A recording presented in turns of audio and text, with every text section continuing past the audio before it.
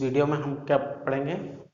Cell, types of cells, simple voltage cell and defects of cell, ये इस video में हम पढ़ेंगे।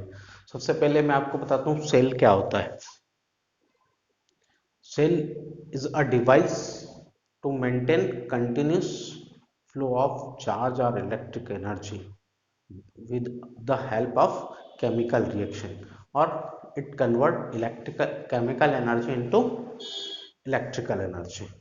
ओके, सबसे पहले अपन जो ये सेल है, ओके, जो मैंने आपको बताया, इसमें अपन पढ़ेंगे जिसके types of cell.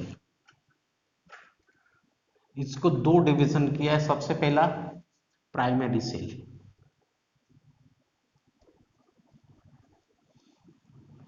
Primary cells वो होते हैं जिनको एक बार यूज करते हैं अपन, एक बार केमिकल्स लेकर के अपन ने प्रिपेयर कर लिया केमिकल्स, एक, क्योंकि इसमें जो रिएक्शंस होती है वो इरिवर्सिबल केमिकल रिएक्शन होती है।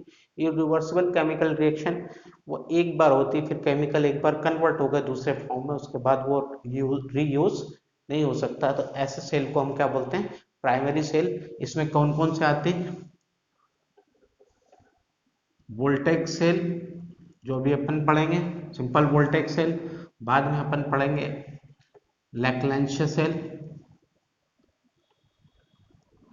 डेनियल सेल, ड्राई सेल और कैडमियम बैटरी।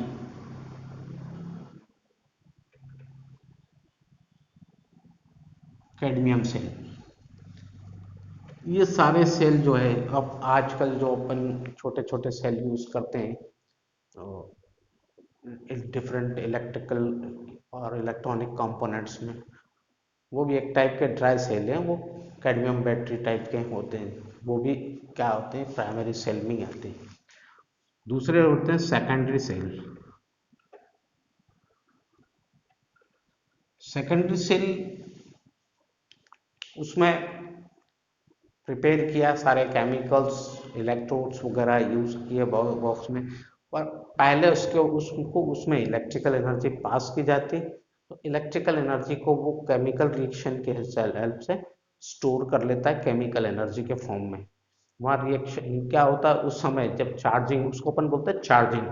चार्जिंग के समय रिएक्शन, वो सेल का काम क्या होता है? इलेक्ट्रिकल एनर्जी को कन्वर्ट करता है केमिकल एनर्जी में, और केमिकल एनर्जी के फॉर्म में स्टोर कर लेता है।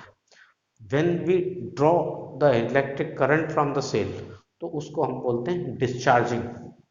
डिस्चार्जिंग के टाइम में सेल क्या करता है? वापस से रिएक्शन, अपोजिट रिएक्शन होती है, रिवर्सिबल रिएक्शन होती है।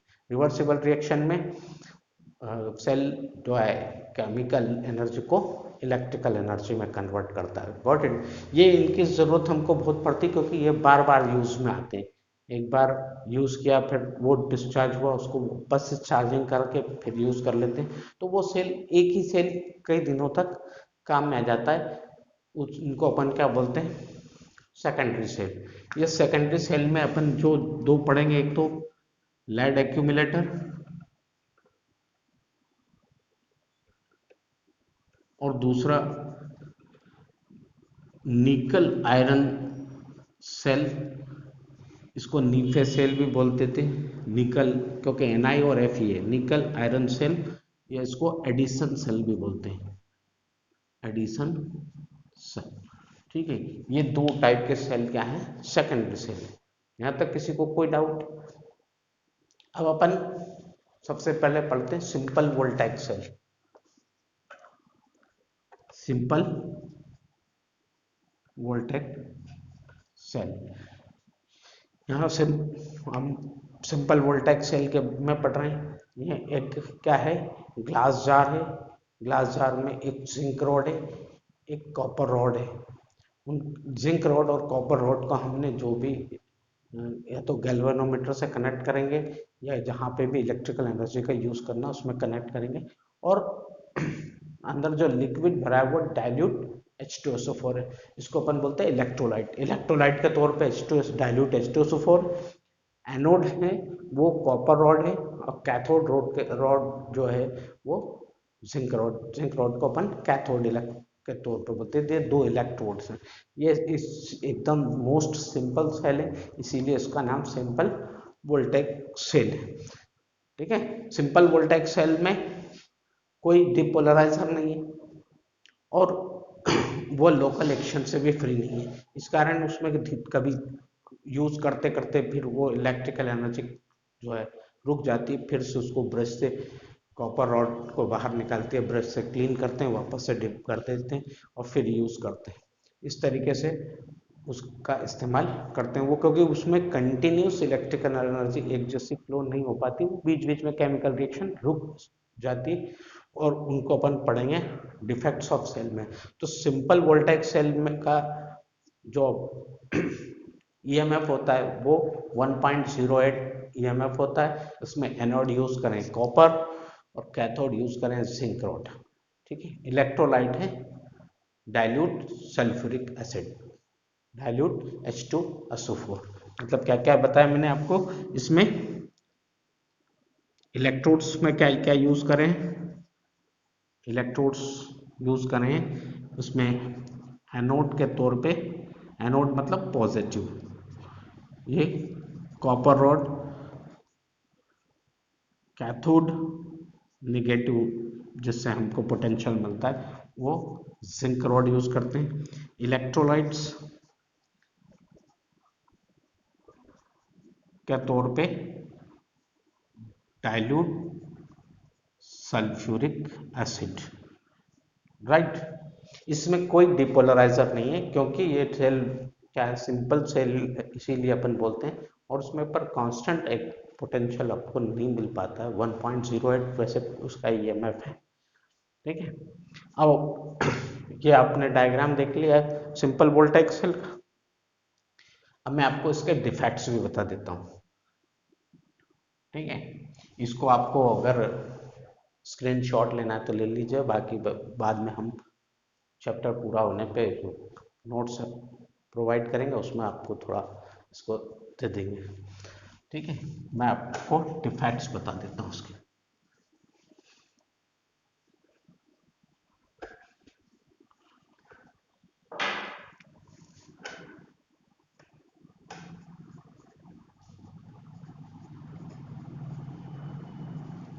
इनमें क्या क्या डिफेक्ट्स पॉसिबल है, तो वो दो टाइप के डिफेक्ट्स बहुत ज़्यादा इंपॉर्टेंट है। सबसे पहला है लोकल एक्शन। अब आपको मैं बताता हूँ लोकल एक्शन क्या है। जो हम इसमें यूज क्या करते हैं as a cathode, zinc rod. Pure form में जिंक रॉड मार्केट में मिलना बहुत ज़्यादा कॉस्टली होता है। मार्केट में जो जिंक रॉड मिलती है उसमें कुछ दूसरे मेटल्स जैसे आयरन और एल्यूमिनियम, इनका थोड़ा थोड़ा क्या होता है, जिंक में कॉपर, आयरन, इनके इम्प्योरिटीज ये होते हैं, कहीं कहीं ट्रेसेस होते हैं इन मेटल्स के। तो वो ट्रेसेस हो जब होते हैं तो ये रॉड, जिंक रॉड जब इलेक्ट्रोलाइट में डिप करते हैं तो यहाँ के अंदर जो, इसके अंदर जो ट्रेसेस ऑफ अदर मेटल्स हैं वो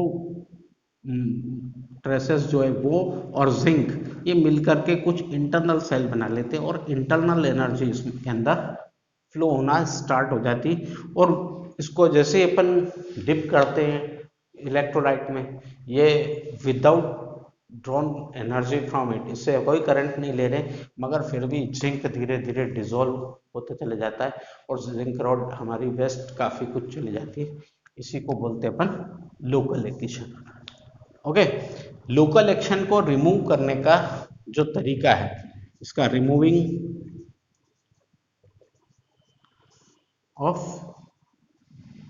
local action, removing of local action में हम क्या करते हैं कि इस जिंक रॉड के ऊपर, जिंक रॉड के ऊपर thin layer of mercury Hg की थिन लेयर डाल देते हैं। जो थिन लेयर Hg की डालते हैं तो ये कन्वर्ट हो जाती है एमलगम में। मीन्स इसके ऊपर क्या है, एक लेयर किसकी जम गई, लेयर एमलगम की लेयर हो गई, इसीलिए इस रॉड को एमलगमेटेड बोलते हैं। क्या बोलते हैं,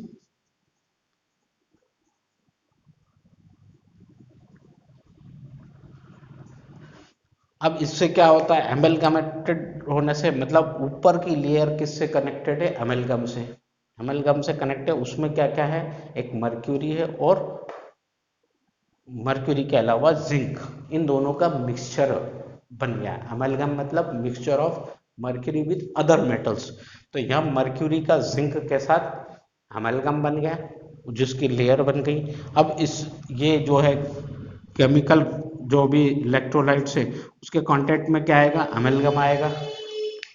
उसके कांटेक्ट में अमेलगम आने से दूसरे मेटल्स उसके कांटेक्ट में नहीं आ पाएंगे, और ये रॉड तभी डिसॉल्व होगी इसमें से जिंक, जब हम इससे इलेक्ट्रिक एनर्जी ड्रॉ कर रहे हैं। ओके, ये है local action.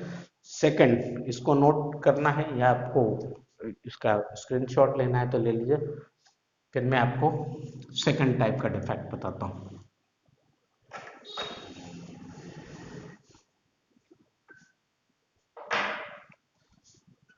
Second defects called polarisation.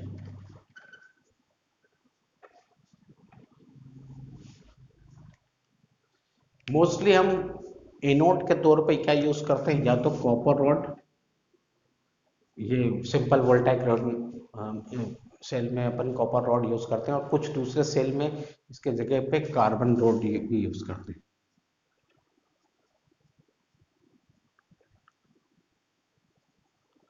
ठीक है, कॉपर या carbon rod as a anode use करते हैं।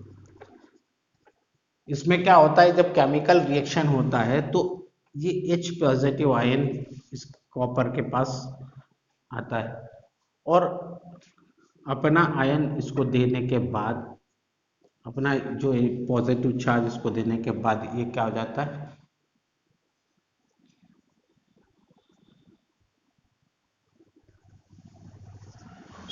H2 गैस में कन्वर्ट हो जाता है, और ये H2 गैस निकलती चली जाती है सिंपल वोल्टेज से, राइट। मगर ये H2 गैस क्या होता है, ये धीरे धीरे बबल्स के फॉर्म, स्मॉल ड्रॉपलेट्स के फॉर्म में रॉड के ऊपर, कॉपर रॉड या कार्बन रॉड जो भी है उसके ऊपर डिपॉजिट होने लगते हैं। अब ये रॉड है कॉपर रॉड, इसके ऊपर छोटे छोटे छोटे छोटे से ड्रॉपलेट्स किसके जमा हो गए, हाइड्रोजन के।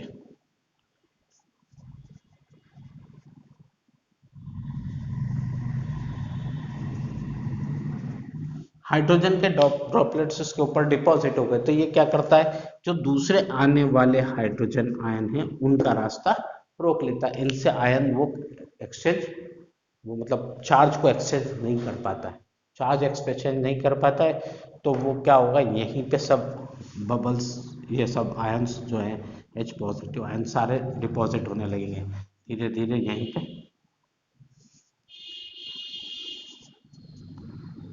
तो क्या होगा, ये एक अपोजिट फ्लो का काम करने पड़ेगा, मतलब और आने वाले H पॉजिटिव आयन को रिपेल करने लगेगा, और धीरे धीरे क्या होगा, इलेक्ट्रिक करंट का फ्लो होना स्टॉप हो जाएगा। तो इस डिफेक्ट को अपन क्या बोलते हैं, पोलराइजेशन। ठीक है, पोलराइजेशन आपको क्लियर हो गया। इस डिफेक्ट को दूर करने के तीन तरीके हैं, एक होते हैं मैकेनिकल या मैनुअल बोल सकते हो अपन। सेकंड जो इसका है वो केमिकल मेथड,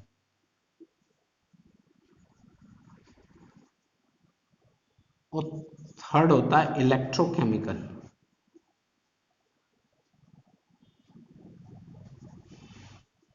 ठीक है, मैनुअल मेथड मतलब अपन जो सिंपल वोल्टेज सेल जब भी यूज करते हैं, तो वो जब लेबोरेटरी में यूज कर रहे हैं सिंपल वोल्टेज सेल, वो करंट आपका जैसे ही ड्रॉ वो ना कम होने लगा तो उसको बाहर निकालते ब्रश से, उस क्लीन करके वो उसके जो इतने हाइड्रोजन ड्रॉपलेट्स है वो हटा रिमूव करके वापस डिप कर देते, फिर से यूज करने लगते, वो करंट वैसे के वैसे ही देने लगता है। पर बार बार ये मैन्युअली करना ये थोड़ा सा दिक्कत वाला काम है, तो इसके लिए ये दूसरी दो मेथड और साइंटिस्ट ने इजाद की। सेकंड है केमिकल मेथड। केमिकल मेथड में क्या करते हैं कि कॉपर रॉड के आसपास या कार्बन रॉड जो भी हो, एनोड के आसपास कुछ दूसरा ऐसे केमिकल रखते हैं जिनको अपन बोलते हैं ऑक्सीडाइजिंग एजेंट।